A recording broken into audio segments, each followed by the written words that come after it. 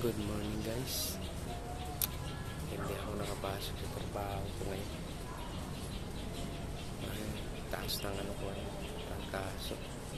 Nambulan na naman ulit na gabi. Pag uwi sa galing sa trabaho kaya gabi aga nakatulog. Kaya hindi ko alam na nilindol pala yung mga kababayan natin sa Cebu. Kawawa naman sila doon ngayon. Grabe. Pati sa amin, sa Balong Liti, inabot din. Pero hindi po gano'ng malakas doon sa amin. Kaya nagpapasalamat tayo na walang nangyari sa mga doon sa amin. Medyo mahina ano, hindi sila inabot ng gano'ng kalakas. Ang kawawa talaga na apektuhan yung sa Cebu. Sa may Pugo, Cebu. Sana po mag-ingat kayong lahat dyan.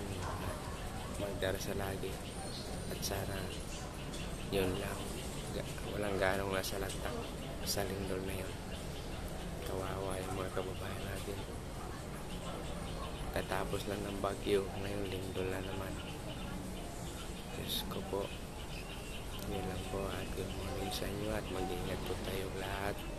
Thank you for watching.